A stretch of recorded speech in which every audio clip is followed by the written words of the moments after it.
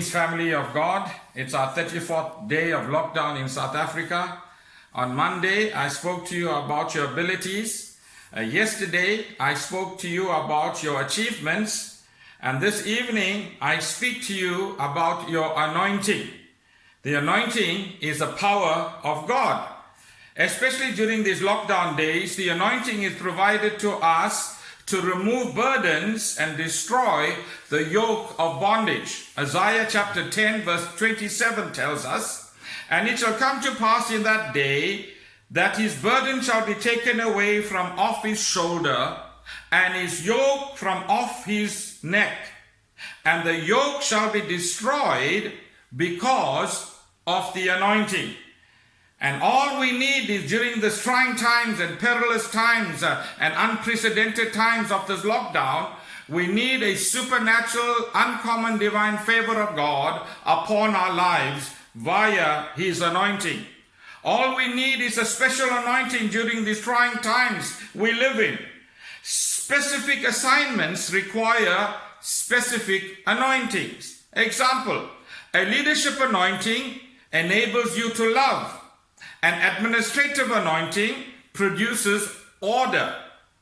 A healing anointing releases health. A psalmist anointing unlocks worship. A wisdom anointing illuminates. A prophetic anointing reveals the will of God.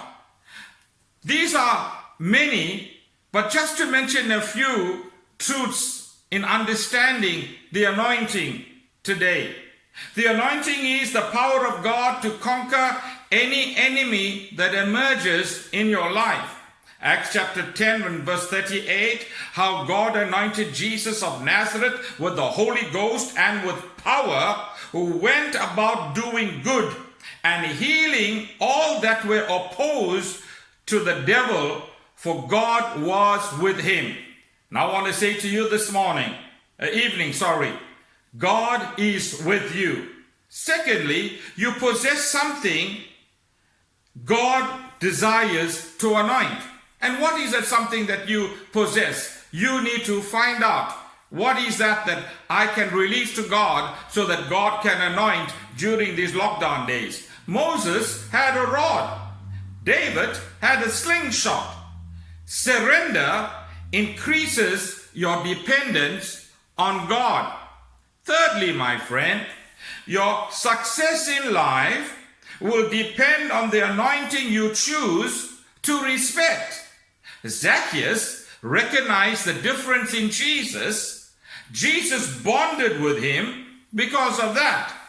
Whatever you respect, you attract. Whatever you reject goes away from you. Fourthly, the anointing will turn common things into uncommon weapons. The simple rod of Moses became a snake. Moses' rod stretched over the Red Sea. It divided the waters. The simple slingshot of David destroyed Goliath and ushered David into kingship. Fifthly, your respect for the anointing will create access to it. During the famine, Elijah was sent only to the widow who respected his counsel. Jesus went home with Zacchaeus because of the respect he had towards Jesus. Sixthly, the anointing you respect is the anointing that will grow in your life. And how much we need that during these trying times of lockdown. The widow respected Elijah and experienced abundant provision during the famine.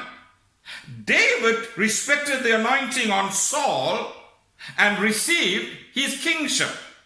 Joshua respected the anointing on Moses and received his inheritance. Family of God, three things. When you respect the anointing for financial breakthrough, debt can be eliminated. Say amen. Secondly, when you respect the anointing for wisdom, ideas and favors will flow like unstoppable currents. Say amen. And thirdly, when you respect the anointing for healing, miracles of healing will begin to flow. Let's believe God today for protection, for provision, and for promotion. What you respect will move towards you, and what you disrespect will move away from you. Let us pray. Dear Jesus, our King of Kings and our Lord of Lords, we cry to you today, Father, have mercy on us. Hear our prayer, we pray today, for the peoples of South Africa, the continent of Africa, and peoples around the world. Heal us, help us, bless us, and do the same for all others in need. We ask you for divine intervention over this deadly pandemic.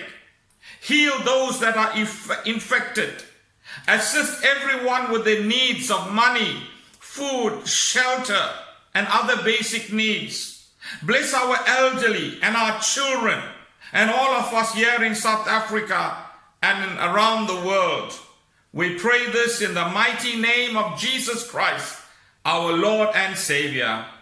Amen. Thank you for watching. See you tomorrow.